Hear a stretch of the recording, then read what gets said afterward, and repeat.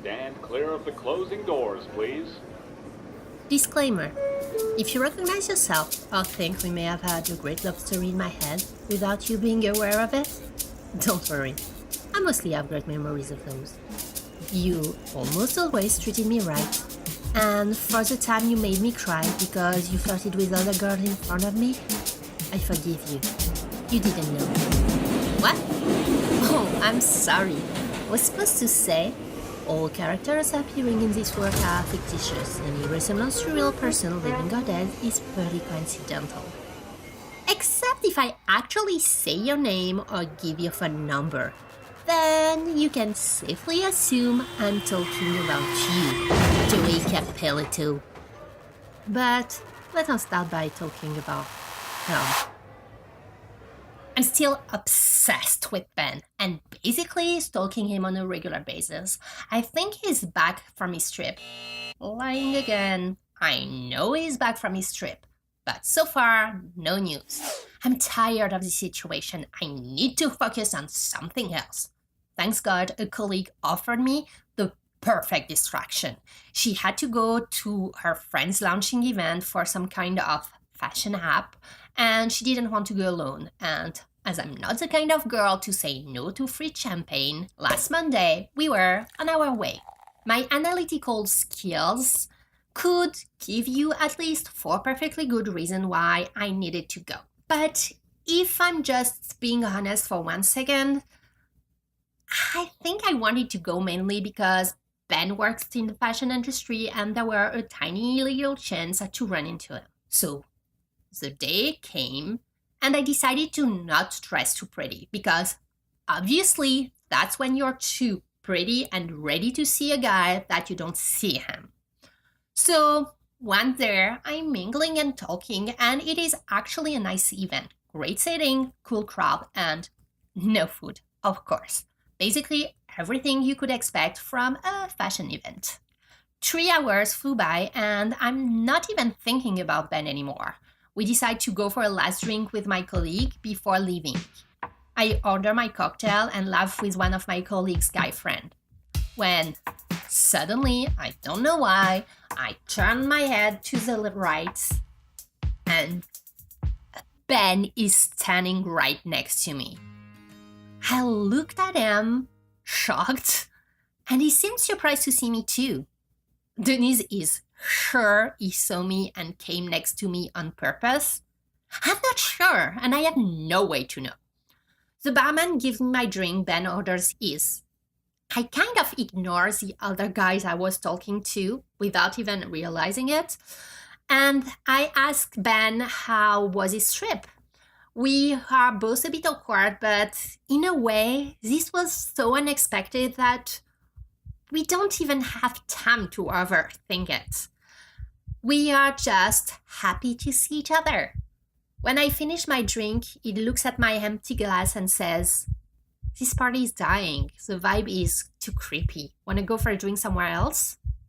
Me. Okay. He's so frustrating. What does he want from me? This is exactly the situation I tried to avoid from the moment Denise had to tell me that he had a girlfriend. I knew this situation was coming to that. And what did I do? Jump headfirst. I guess falling for a cheater is, in a way, easier than to actually take a risk. The stench of rejection is less painful. Since I never had the chance, I can blame timing, the other woman, him for the lack of courage. Rationally speaking, it's super easy. It's just in terms of relationship that it's more complicated. But I wonder, am I capable of simple relationship? I like movies, book, TV shows, epic story. And even if I don't consider myself an adventurer, I like to romanticize things. I'm so not the kind of girl interested in the story. So we met online, we went for a coffee during the week. I was desperate to get a boyfriend. He was turning 38, so it was time for him. We slept together on the third date after a nice dinner on a Friday night. We dated for 6 months while seeing other people until the time I told him that I was tired of dating. He was too. We talked about the future, the number of kids we wanted, the cat we wanted, the number of square feet we wanted, in which suburbs, and since all of this made sense, the rest is now history. And this is how I met your father. I'm sure this kind of relationship are more healthy and maybe works better than the one based on epic and betrayal, but they don't rock my boat, I guess. I could say that I rationally want something irrational. If I could, I would choose the easy way, I guess, in every part of my life. But it's simply not me. I had this friend, we've known each other since college. Let's call him nice guy. The first time we met, we became instant friends, but I felt right away that maybe he wanted more. And I knew that I didn't. Lucky me, my best friend at the time met him and had an instant crush on him. So I pushed them into each other's arms, and it worked. That's how nice guy ended up in a relationship with my best friend on Valentine's Day. And everything was perfect in the world for at least 15 minutes. Almost as long as it took Ben and me to find a wine bar in this neighborhood. We've been there for 30 minutes and Ben has already drunk 2 glasses of wines. Maybe he's a bit nervous.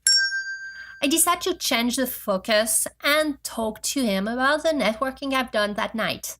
What's surprising to me is the amount of trust I already have in this guy I barely know, despite everything. No matter what he says, he seems to use the perfect words that resonate with me. It's really difficult to explain because it's the first time it happened to me with a guy I like. But with him, it's different. I can project us as a team conquering the world together. Before, I must admit I was more responsive to the... How could I put that? Loser charm?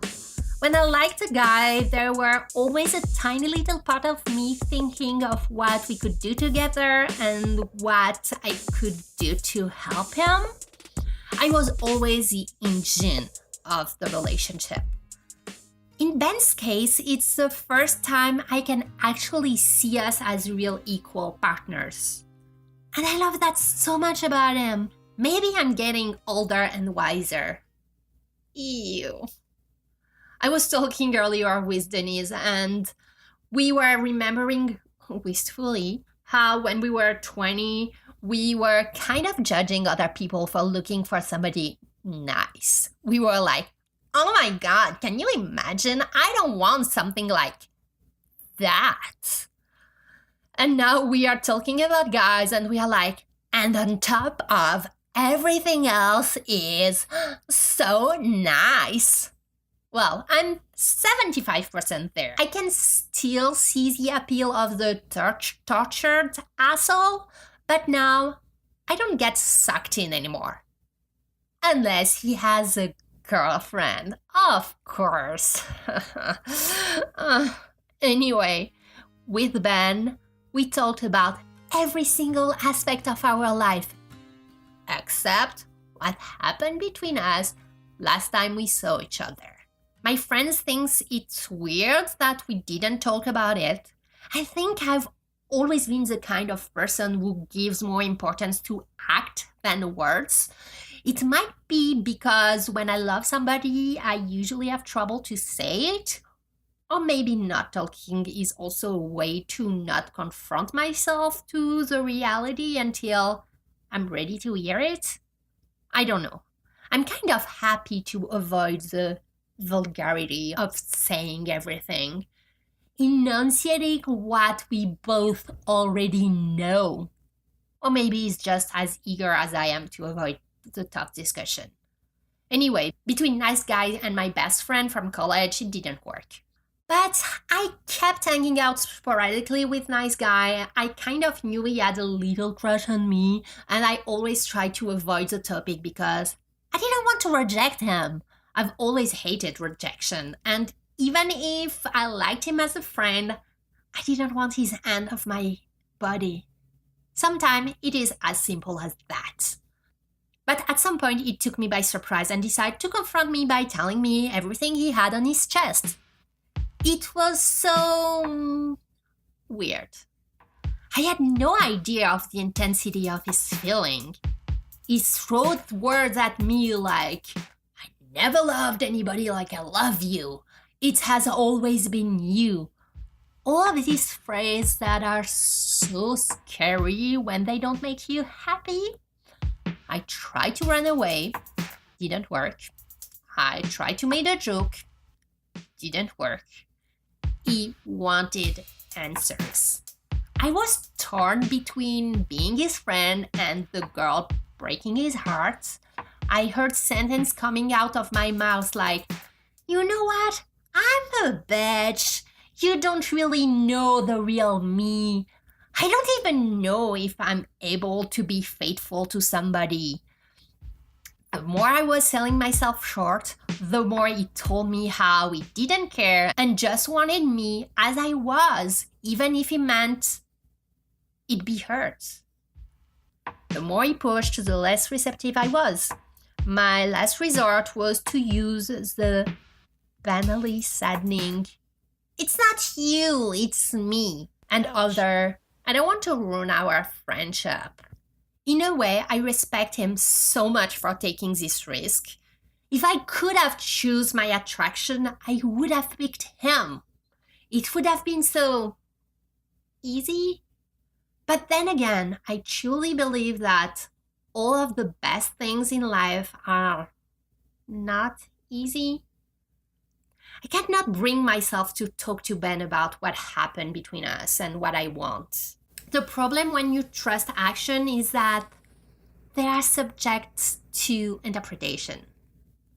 But words are so often lies, so Ben seems to be more relaxed now. I think he knows I won't talk about the elephant in the room. We basically accepted it and built a whole world around our little Dembo. And weirdly, when I'm with him, Ben, not Dembo, all the questions I had in my head shut up. Being with them, Ben and Dembo, appeases me. I talked to Ben about a company I love and where I dreamed to work. He says that he knows somebody there and he will make an introduction.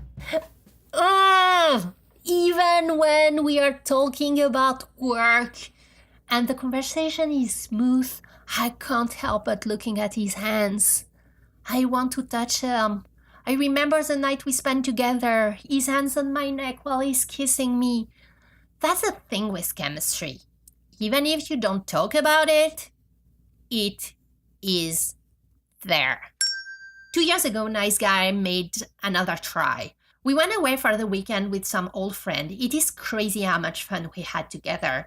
But the thing is, with him, I never know when he says he likes something, if it's true or if it's just an attempt to seduce me. At the time, I was in a bad place because my boss was a crazy person, and even if my job is not everything I am, it influenced greatly on my mood and my happiness because I fulfill myself in what I do. My purpose is not my only source of happiness, but it's one of the grounding parameters of my life. So, nice guys was there with his shoulder and a lot of alcohol. But he was living with his girlfriend at the time, so I was feeling completely safe. I was actually clueless, and then surprised when he did his move. A chest kiss on my lips. I let him. Even if I knew I wasn't really into him and that he had a girlfriend. Bad girl, I know. But come on, it was just a little peck on the lips. The day after, I decided we needed to talk. Again. Before anything happened. I decide to be completely honest. I don't want to be in a relationship, I don't want to commit, and please, please, please do not break up with your girlfriend before talking to me about it. And if it's not what you want, maybe the best option would be to act like nothing happened. His response: I'm sorry, but this is not happening. I cannot forget what happened. A peck on the lips. Hi everybody, we are 12.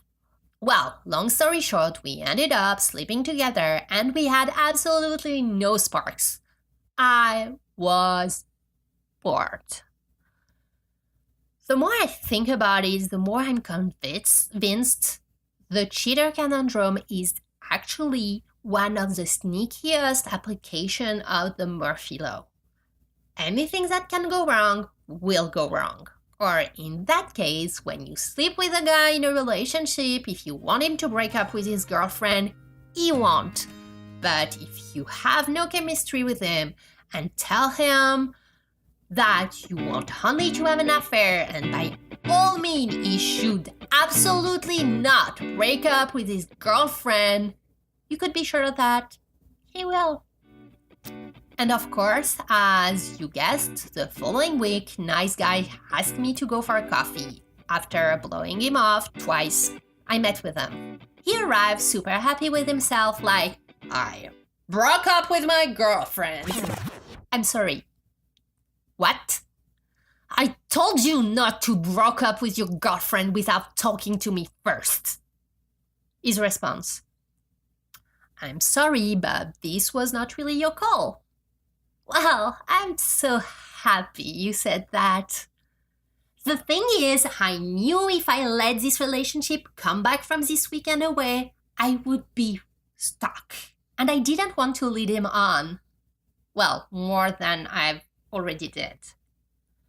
Murphy's Law, I'm telling you. Sometimes I tend to look at my life in terms of characters, storyline, and logic.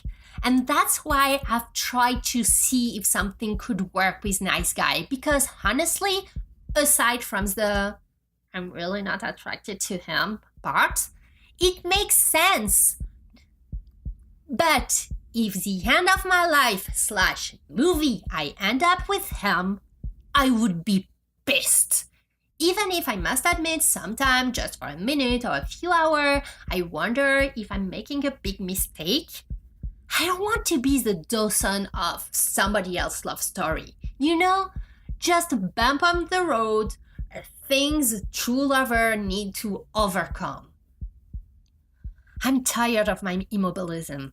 I'm so scared of losing Ben if I talk, and I'm afraid to lose him if I don't. There is weirdly a bittersweet happiness in this agonistic wait. I'm having such a great time with Ben right now that I start thinking, could we actually be friends? If it's what it takes to have him in my life, maybe I'd be willing to do this. Patience, right? I've always hated it. I wonder if it's actually the Murphy's Laws or if it's me not being myself. The irony here is that everybody's telling me that I don't have a boyfriend because I'm too independent and guys feel that I don't need them. I actually think it might be the opposite. Maybe guys are scared of because when I like somebody, maybe can feel how much I can go from 0 to 1,000 in a second. And even if I'm trying to play it cool, maybe can feel it. I don't know, but I kind of hope there can be an in-between between the guy that I think with my head is good for me and the guy I feel with my hormones and maybe my heart and my feelings that is good for me. I hope he exists. Even if it's just in a really, really tiny simple, which would explain why he's so hard to find. At the end of this night with Ben, I don't have any answers. But I had a great time. He offered to see each other again, and we've been kind of friendly texting each other since then. We've scheduled an early drink tonight. I think it's a good sign.